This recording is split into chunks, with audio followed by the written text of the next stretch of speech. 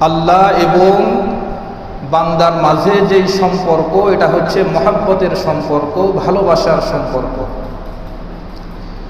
পৃথিবীর বুকে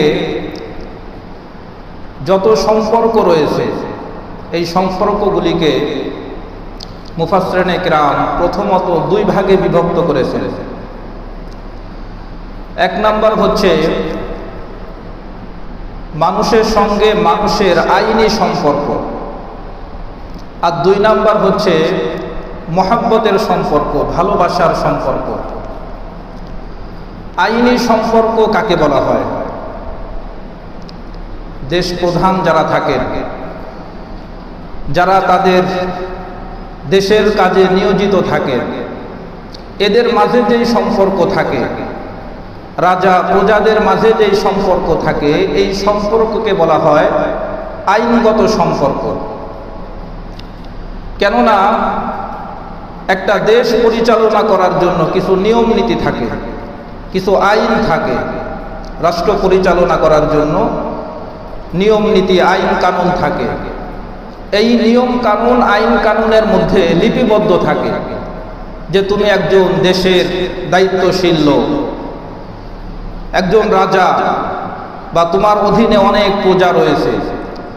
এই আইন তুমি পাশ করে তাদেরকে জানিয়ে দাও যে এটা হচ্ছে আইন, সরকার কর্তৃক নির্ধারিত আইন। এই আইনকে যদি তুমি অমান্য করো তাহলে তোমাকে শাস্তি পেতে হবে। এই আইনকে যদি তুমি লঙ্ঘন করো তাহলে তোমাকে এই শাস্তি তোমাকে ভোগ করতে হবে। এটা হচ্ছে একটা সম্পর্ক, যে একজন আরেকজনের সঙ্গে সম্পর্ক থাকে আইনগত সম্পর্ক। আর আইনগত সম্পর্কের মাঝে এটা নির্দিষ্ট করা থাকে যে এটা আইন, এটা তোমাকে অবশ্যই মানতে হবে।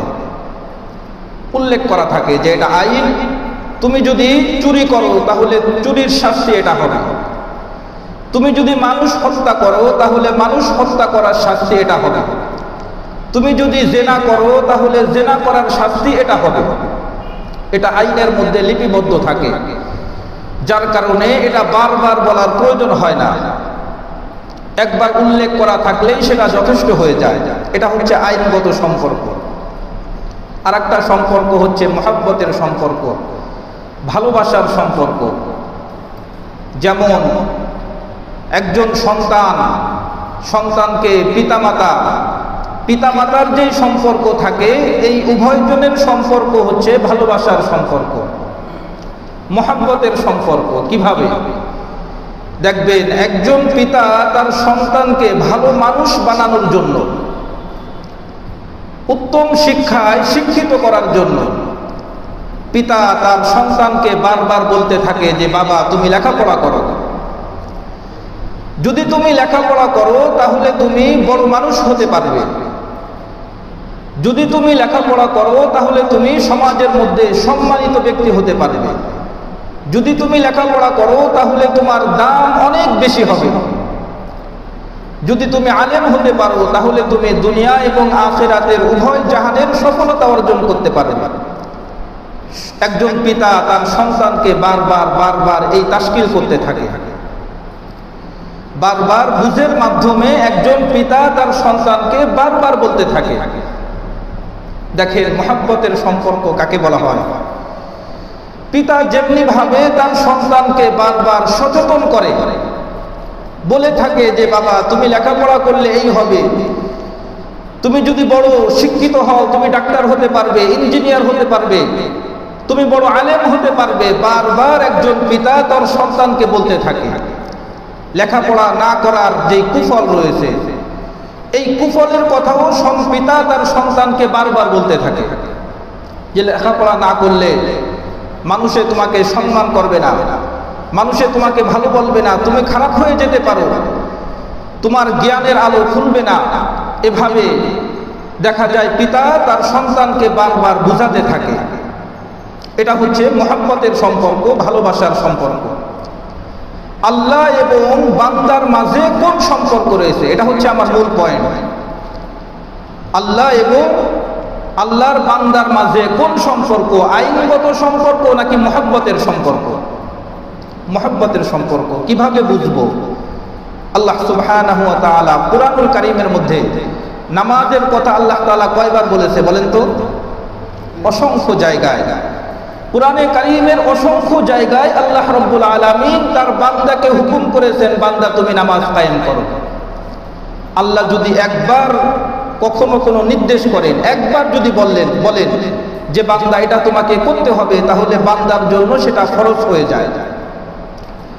কিন্তু আল্লাহ সুবহানাহু ওয়া তাআলা কুরআনুল কারীমের অসংখ্য জায়গায় আল্লাহ তাআলা বলেছেন আকিমিস সালাত ওয়া আতুজ যাকাত ওয়ারকাউ মা'আর রাকিঈন ওয়া আকিমিস সালাতা ওয়া আতুজ যাকাতা ওয়া'মুর বিল মা'রুফ ওয়ানহা আনিল মুনকার। আকিমিস সালাতা ওয়া আতুজ যাকাত, অসংখ্য জায়গায় কুরআনে কারীমের অসংখ্য জায়গায় আল্লাহ রাব্বুল আলামিন বলেছেন বান্দা তুমি নামাজ কায়েম করো, বান্দা তুমি যাকাত প্রদান করো, বান্দা তুমি রমজানের রোজা রাখো, বান্দা তোমার যদি হজ ফরজ হয় তাহলে তুমি হজ আদায় করো, বান্দা তুমি মানুষকে সৎ কাজের আদেশ প্রদান করো, বান্দা তুমি মানুষের সঙ্গে সুসম্পর্ক রাখো, বান্দা তুমি তোমার পরিবার পরিজনের খোঁজ খবর নাও। এভাবে কুরআনুল কারীমের অসংখ্য জায়গায় আল্লাহ সুবহানাহু ওয়া তাআলা মানুষকে বুঝানোর মাধ্যমে আল্লাহ তাআলা নসিহত করেছেন। এটা থেকে একটা বিষয় সুস্পষ্টভাবে বোঝা যায় যে আল্লাহ এবং আল্লাহর বান্দার মাঝে, দুইজনের মাঝে সম্পর্ক হলো মহব্বতের সম্পর্ক। যদি আল্লাহ মহব্বত না করতেন, ভালো না বাসতেন, তাহলে আল্লাহ রাব্বুল আলামিন হুকুম করে একবার বলে দিতেন যে তোমাকে নামাজ পড়তে হবে, না হলে তুমি শাস্তি তোমাকে ভোগ করতে হবে। কিন্তু আল্লাহ রাব্বুল আলামিন বারবার বান্দাকে বুঝিয়েছেন যে বান্দা তুমি নামাজ পড়ো, নামাজ পড়লে তোমাকে এই পুরস্কার দেওয়া হবে, বান্দা তুমি যাকাত আদায় করো, যাকাত আদায় করলে তোমাকে এই পুরস্কারে পুরস্কৃত করা হবে, বান্দা তুমি রমজানের রোজা রাখো, রোজা রাখলে তোমাকে এই পুরস্কার দেওয়া হবে। অসংখ্য জায়গায় বারবার আল্লাহ রাব্বুল আলামিন বান্দাকে এভাবে আল্লাহ তাআলা বুঝিয়েছেন, ওয়াজ করেছেন, নসিহত করেছেন।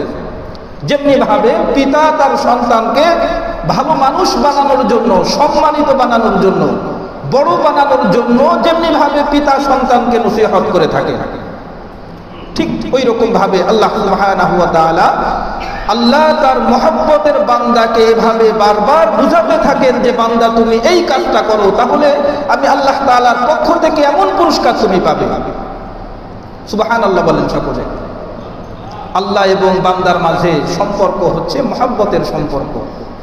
অনেক সময় পিতা তার সন্তানকে আল্লাহর নামের কসম খান যে আল্লাহর কসম খেয়ে বলছি, তুমি যদি মাস্টার্স পাস করতে পারো, তুমি যদি বড় আলেম হতে পারো, তাহলে আল্লাহর পক্ষ থেকে সমাজের মধ্যে তুমি এমন দামি হতে পারবে, বড় সম্মানিত হতে পারবে। এভাবে কথাটাকে দৃঢ় করার জন্য যে আসলেই পাবো, এটা আসলেই বাবার কথা সত্য, দৃঢ় করার জন্য পিতা তার সন্তানকে কসম খেয়ে কখনো কখনো বলে থাকেন।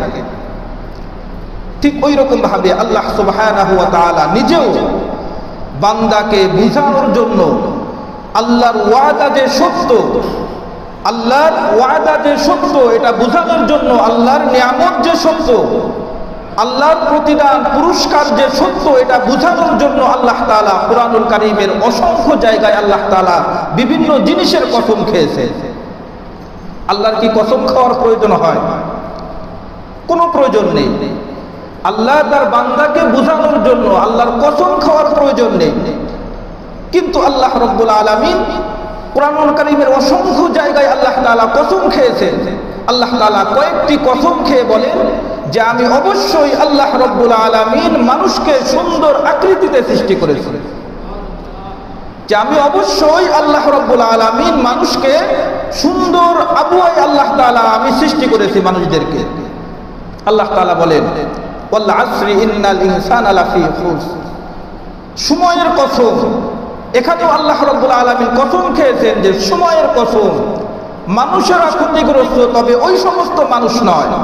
ইল্লাল্লাযীনা আমানু ওয়া আমিলুস সালিহাত ওয়া তাওয়াসাউ বিল হাক্কি ওয়া তাওয়াসাউ বিস সাবর, যারা আল্লাহ তাআলার প্রতি ঈমান আনে, ওয়া আমিলুস সলিহাত, নেক আমল করে, ওয়া তাওয়াসাউ বিল হাক্কি ওয়া তাওয়াসাউ বিস সবর, যারা সব সময় সত্যের উপর অটল থাকে, যারা আল্লাহ রাব্বুল আলামিনের উপরে ধৈর্য ধারণ করে, তারা কখনোই ক্ষতিগ্রস্ত নয়।